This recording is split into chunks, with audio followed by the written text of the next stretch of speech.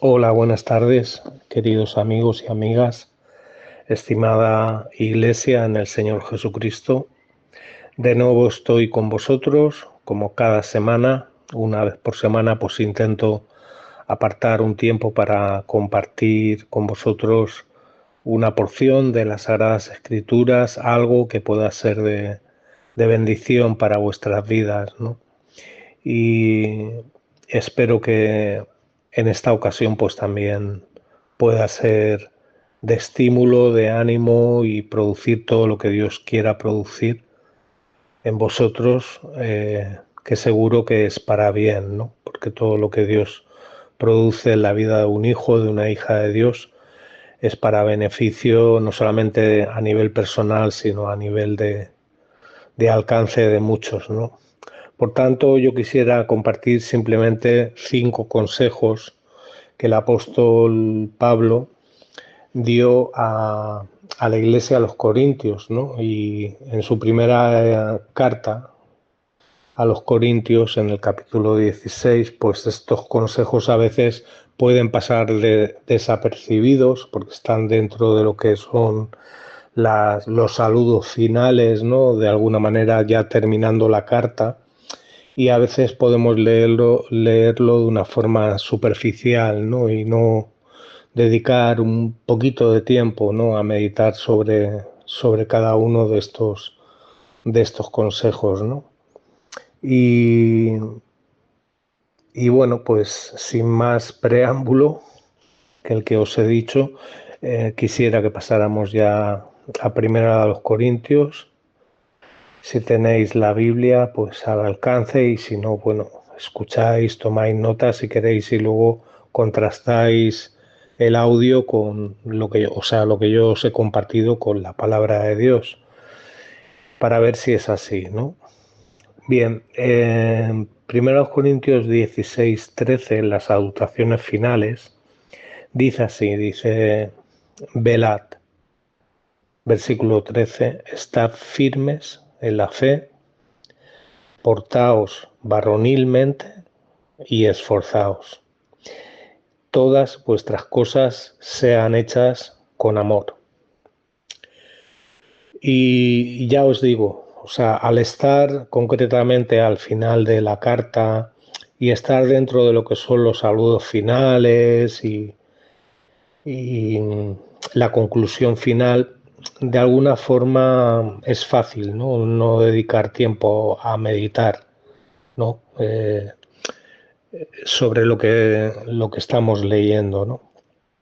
Pero aquí son consejos muy profundos y cortos, ¿verdad? Concisos.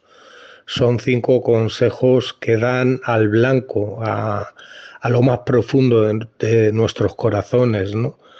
Tocan la sensibilidad del corazón de la nueva vida en Cristo, ¿no? Son como columnas, son como cimientos. Siempre deberíamos tener estos 5 consejos bien arraigados en nuestra vida, ¿no? Y vivir bajo el paraguas de estos 5 consejos, ¿no?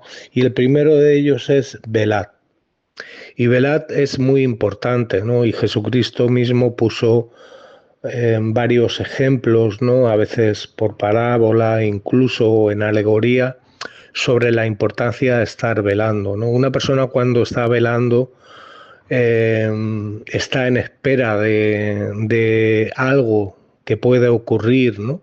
Bien sea, pues podemos velar por vigilancia, podemos velar porque estamos cuidando a un ser querido, podemos estar velando porque tenemos una inquietud de que Dios nos hable por medio de su palabra o por medio de la oración.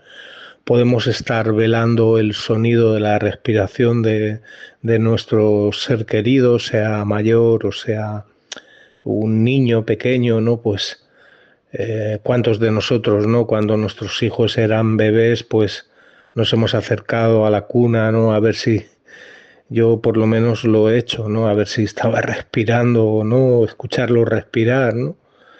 Y eso ya me daba una tranquilidad, ¿no?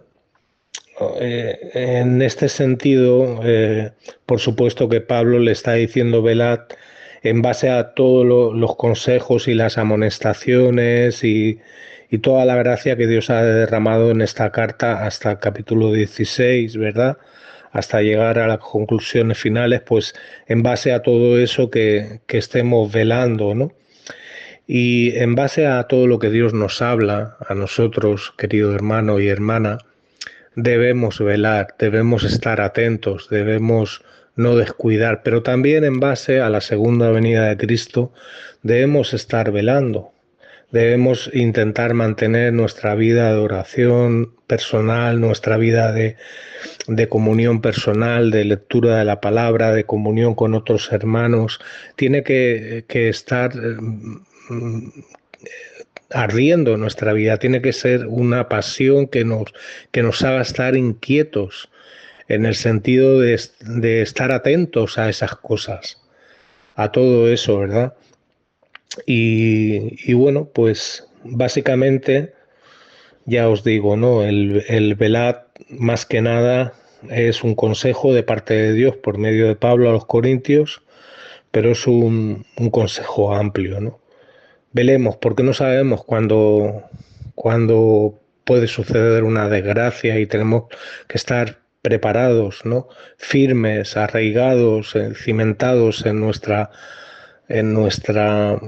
vida personal de santidad, de apartarnos para Dios, de devoción a Dios, pero también en la comunión con otros hermanos y hermanas en Jesucristo, ¿no? En lo que es la vida de iglesia, que la iglesia sabemos que no es el local donde nos reunimos ni mucho menos, sino que la iglesia la formamos hombres y mujeres, ¿no?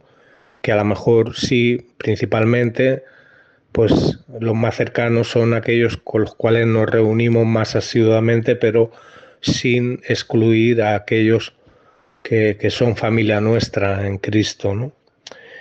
Y luego dice estar firmes en la fe, ¿no? Y este estar firmes en la fe no es una fe cualquiera, no es una fe de que, sí, yo creo en Dios, pero también creo en los extraterrestres, también creo en otras religiones, también creo que todos los caminos llevan a Dios, también creo que no.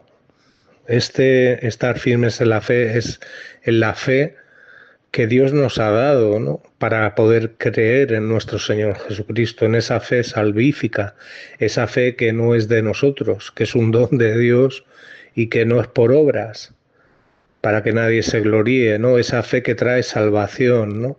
Que es por gracia, es un regalo que Dios nos da, ¿no?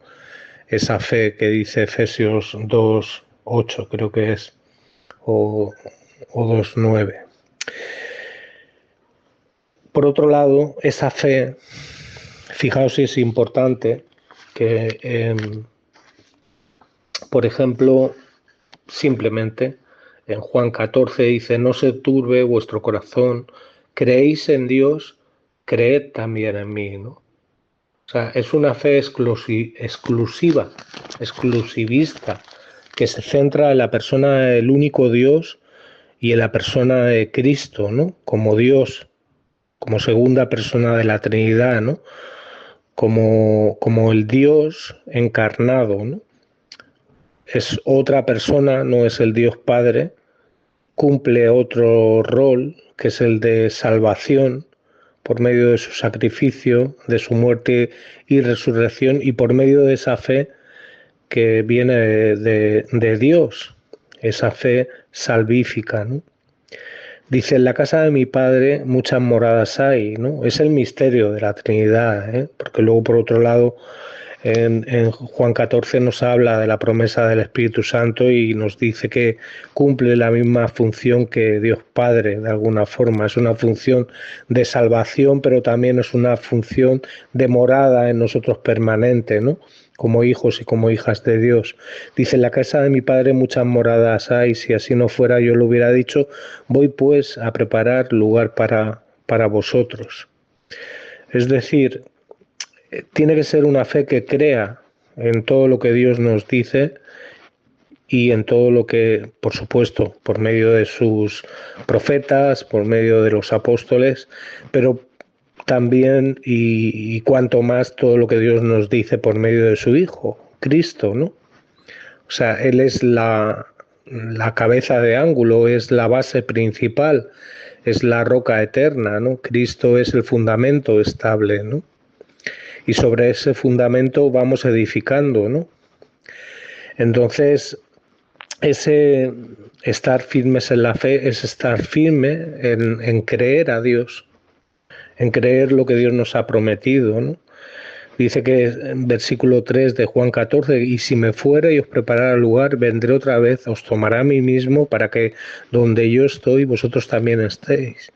¿Por qué dice vendré otra vez? Porque Cristo volverá a venir. Nos tomará a sí mismo porque ya somos parte de Él, ¿verdad? Somos la expresión de su cuerpo, ¿no? Espiritual aquí en la tierra, ¿no? Eso es lo que Pablo enseña, por ejemplo, a los corintios en el capítulo 12, en el contexto de los dones, ¿no?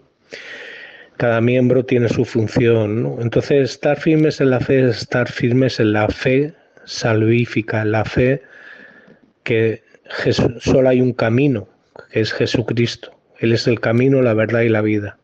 En la fe que nadie va al Padre sino por Cristo, ¿no? Nadie puede tener vida nueva sino por medio de Jesucristo, porque Dios así lo quiso, ¿no? Hubo un consenso, un mutuo acuerdo, ¿no? Trinitario, de que cada persona de la Trinidad iba a cumplir su rol, ¿no? Y no hay tres dioses. O sea, el Padre no es un Dios, Jesucristo es otro Dios y el Espíritu Santo es otro Dios. Es un solo Dios expresado en tres personas, ¿no? Y cada una pues cumpliendo su función perfecta y armoniosa, ¿no? Y santa, ¿no? Dice, portaos varonilmente, ¿no? Pero también varonilmente para los hombres, y cuanto más tenemos que intentar vivirlo, portarnos varonilmente como hombres, por supuesto, respetuosos con nuestros cónyuges, como hombres respetuosos con nuestros hijos, con nuestro prójimo también, por supuesto, pero como hombres y no como afeminados, no como personas que no tienen el sexo definido, sino como hombres de una forma varonil, de una forma que nos identifique, ¿no? Que somos hombres, que no somos otra cosa, ¿verdad? Que lo que Dios quiere que seamos, como hombres valientes, por supuesto, como hombres esforzados, como hombres temerosos de Dios, ¿eh? Un cristiano tiene que tener sus emociones y sus sentimientos controlados en Jesucristo. No podemos desviarnos ni un milímetro de tener ese concepto de hombres varonil y en Cristo, por supuesto, ¿no? Y la mujer igual, la mujer tiene que ser femenina en Cristo, ¿no? 100% femenina en Cristo y no intentar ocupar o tomar un rol que no le corresponde, ¿no? No puede, una mujer siempre será una madre de sus hijos si tiene hijos. Si es cristiana no puede tomar el rol que no le corresponde de hombre, ¿no? O de cabeza de familia, ¿no? Por supuesto que nosotros los hombres varonilmente debemos tratar a nuestras esposas y cuidar de ellas como dice la palabra, no como nosotros pensamos que debe ser, no como nos enseñaron nuestros padres, sino como nos enseña Dios su palabra, y la mujer por otro lado igual hacia el hombre, ¿no? Y las solteras pues igual, de una forma femenina, con su sexo bien definido, ¿verdad? Cuidando cada uno pues esa cosa sagrada como puede ser a los jóvenes la virginidad, ¿no? No permitiendo que nadie desvirtúe, ¿no? Esa santidad que Dios ha puesto, ¿no? intrínsecamente, ¿no? En el ser humano. Dios ha vestido al ser humano de santidad, de valores, y cuanto más a sus hijos e hijas, ¿no? Cuanto más a aquellos que Él les ha dado una nueva vida espiritual, ¿no? Que les ha resucitado, ¿no? De esa vana manera de vivir, ¿no? Que, que les ha dado esa nueva vida en Jesucristo, ¿no? Les ha hecho nacer de nuevo. Cuanto más nosotros como cristianos, ¿no? Fijaos, dice, esforzaos. Después de portaos varonil, de velar, de estar firmes en la fe, de portaos varonilmente, en el caso de los hombres dice esforzaos. Todo esto no es fácil, requiere una disciplina, requiere un esfuerzo diario, requiere un, un estar atentos, un ejercicio diario espiritual y aún a veces mental y emocional, ¿no? De llevar todo pensamiento, como dice Pablo en 1 Corintios 10, ¿no? Cautivo a la obediencia a Cristo, ¿verdad? Aún nuestros propios pensamientos, ¿no? Y toda esa obediencia llevarla atrapada a Cristo, ¿no? Es decir, rendirla a Cristo, ¿no? Como un botín, ¿no? De guerra, llevarlo en oración, en súplica a nuestro Señor Jesucristo. El Señor conoce que no es fácil, sabe que no es sencillo la vida cristiana, pero Él nos da con qué, ¿no? Y nos ha dado promesas preciosas, ¿no? Que tienen cumplimiento aquí y cumplimiento venidero, ¿no? Y como guinda final dice, todas vuestras cosas sean hechas con amor. Y el amor es la culminación de todos es la culminación de la ley. El amor es la expresión final de quién y cómo es Dios, ¿no? Ese amor justo, ese amor no tolerante hasta perpetuamente, ¿no? Eternamente, no. El amor es justo, ¿eh? El amor es santo, el amor, si tuviéramos que decirnos todas las cosas, como dice Pablo, todas las cosas serán hechas con amor, ¿en qué amor nos tenemos que basar? ¿En el amor humano o en el amor divino, en el amor puro, en el amor perfecto, ¿no? Que define Pablo también a los Corintios, en 1 Corintios 13, ¿no? En el amor de Dios, ¿no? Un amor que no pasa por alto el pecado, pero que como dice Pablo, por ejemplo, a los Corintios en 2 Corintios 5:21 dice que al que no conoció pecado, por nosotros lo hizo pecado, ¿no? Para que nosotros fuéramos hechos justicia de Dios en él, ¿no? Ese amor que decretó juicio sobre el ser humano, pero que proveyó, ¿no? Proveyó ese Cordero de Dios, ¿no? Ese Cristo, ¿no? Ese Salvador, ¿no? Y por eso al que no conoció pecado, que es el Señor Jesucristo, por supuesto, Él nunca conoció pecado, eternamente siempre ha sido y sigue siendo santo, ¿no? Es desde antes de la eternidad, es antes de todas las cosas creadas, ¿no?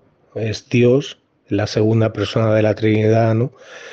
El Padre lo hizo por nosotros, por amor a nosotros, ofrenda por el pecado, ¿no? Y ese amor a nosotros, hay un amor que es un amor general que Dios tiene hacia su creación, pero hay un amor eficaz y específico hacia los hijos e hijas de Dios, ¿no? Entonces, fijémonos al punto de que esa persona de Jesucristo sufrió lo que tú y yo teníamos que pagar. La sentencia que iba a ser sobre nosotros fue sobre él, ¿no? Ese castigo iba a ser sobre nosotros, pero Dios en Jesucristo ocupó el lugar, ¿verdad? Y eso es especial, ¿no? Entonces es ese amor, ¿no? el amor que todo lo sufre, que todo lo espera, que todo lo soporta, que no es impaciente, que no se goza de la mentira. Es un amor santo, es un amor verdadero, es un amor limpio, es un amor que no tiene mancha ni arruga. Y es la conclusión final de estos consejos y podía ser la conclusión final de todo lo que hagamos, ¿no? Porque déjame recordarte una cosa y me la recuerda a mí mismo, hermano y hermana. Todo lo que hagamos, si no nace de un corazón que ama, honesto y sincero, con el amor de Dios, de poco va a valer. Es deficiente e incluso puede dañar a terceras personas. Entonces, intentémonos que todo lo que hagamos lo hagamos con amor, ¿no? Pero quedémonos con estos 5 consejos, ¿no? Velad, estemos velando, estemos vigilando nuestra vida, estemos corrigiendo nuestra vida si se está desviando de los caminos de Dios y no estamos esperando la venida de Cristo. Estemos firmes en la fe, hermanos, alimentémonos de la palabra, creamos a Dios, pidámosle, Dios mío, ayuda a nuestra incredulidad. A veces es así. Hagamos como ese hombre, ¿no? Que dijo, creo, Señor, pero ayuda a mi incredulidad, ¿no? Ayúdame a ser más creyente, ¿no? Y menos incrédulo, de que tú tienes el control sobre todo lo creado, ¿no? De que nada se escapa de tu gracia, de tu amor y de tu justicia, Dios. Portémonos cada uno ocupando el lugar que nos corresponde, a los hombres varonilmente, a las mujeres femeninamente, como Dios así lo ha establecido. Esforcémonos, querido, esforcémonos en la gracia de nuestro Señor Jesucristo. Esforcémonos en desarrollar características y cualidades en nuestra vida personal que agraden a Dios, que glorifiquen a Dios, que hagan bien a nuestro prójimo. Corrijamos cosas que tienen que ser corregidas y que todas las cosas que vivamos, el tiempo que Dios nos dé de vida en esta tierra, que sean hechas en la base del amor de Dios. Te mando un fuerte abrazo desde aquí, Sardañola, y que Dios te bendiga mucho.